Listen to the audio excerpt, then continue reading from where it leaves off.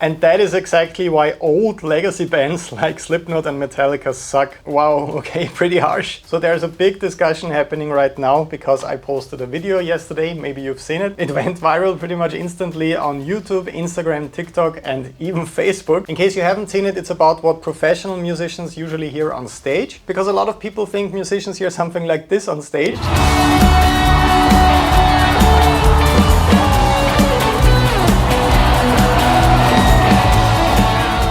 But in reality, with lots of modern, bigger productions, it's a bit closer to that.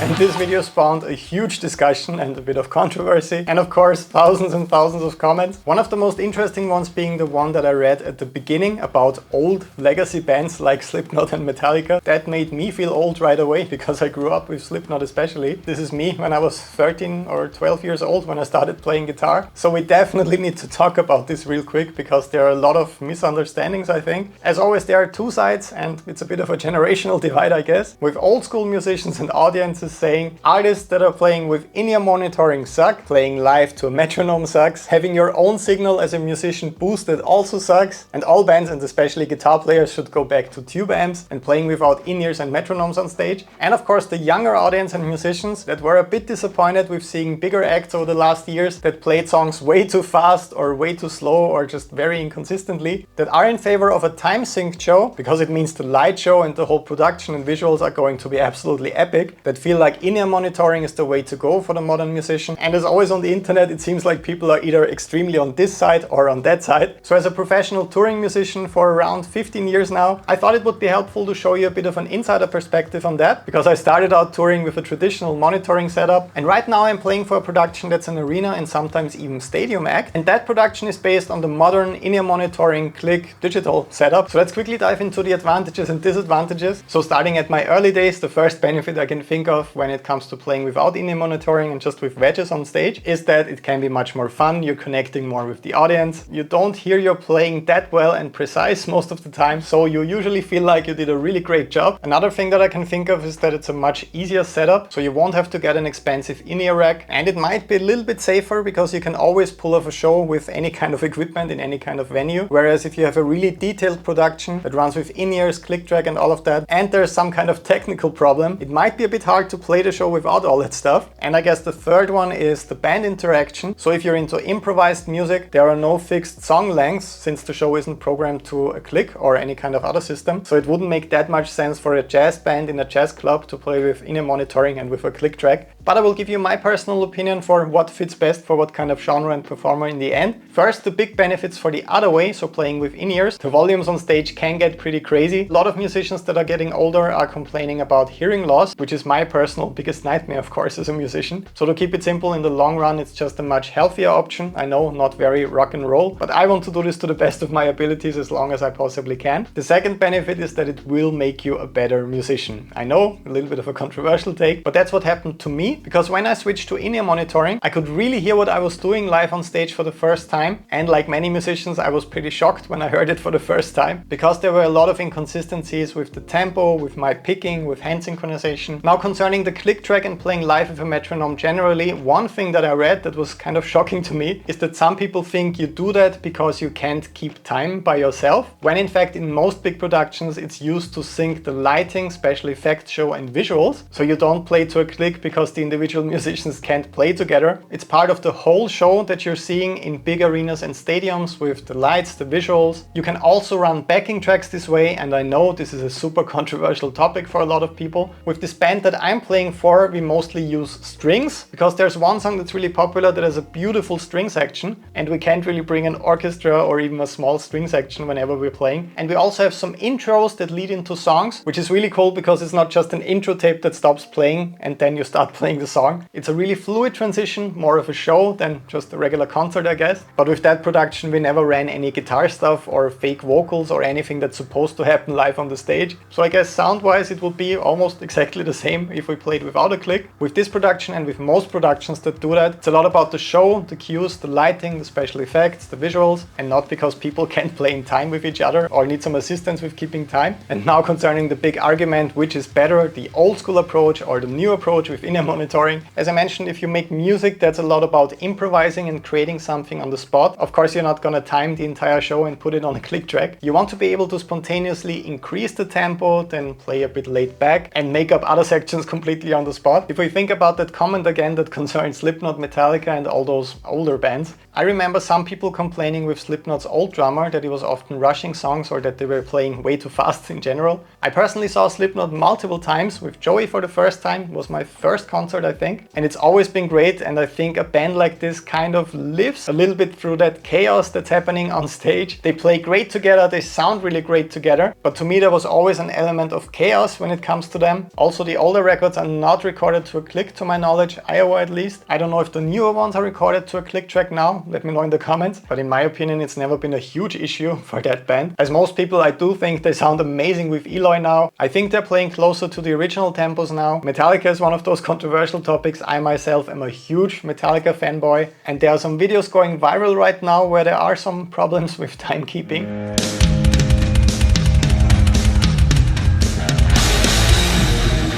But honestly, some of my favorite live videos are when they played way too fast back in the 80s. They played at some crazy tempos. So in my personal opinion, it kind of depends on if it's more of a kind of chaotic rock and roll show, or if it's something more technical that's supposed to be really precise, and also if it's a concert or more of a big show. I personally prefer playing with in-ear monitoring because I can really hear what I'm doing, and I can make sure to play to the best of my capabilities every single night, because my in-ear sound is basically always the same, doesn't matter where I'm playing. Whereas when you're on a tour with a band and you have like 30 dates in 30 different clubs, arenas, stadiums, if you play with wedges, you will have a different sound every single night. And there's a chaotic element for you as a performer as well. But as always, when I make these videos, I'm really interested in what you guys and girls have to say. So please share it in the comments down below, and please be respectful with each other. It's normal that people have different preferences and that there's a generational gap with something. I think as always the answer is not here and not here. It's probably somewhere in the middle, and it depends on the musical act and the performer. I personally cannot wait to play for you awesome people live on stage in January and in February. As some of you know, I'm going on a European tour with the amazing bass player Charles and the YouTube metal guitar legend Ola England. We have an amazing show planned for you with a lot of super interesting secrets and surprises. The tickets are running low in multiple venues by now. You can get yours by clicking the link in the description or in the first comment. If you get a VIP ticket, you're also invited to those special clinics and workshops we're hosting before every single show, where you can personally interact with all of us and also learn some of our big secrets when it comes to playing guitar and also bass. So don't miss this chance to see us three together on tour in Europe in January and February. Might be the last chance to see us in that combination. Click the link down below. I will see you on tour. Have an amazing day. Greetings from Austria and bye bye.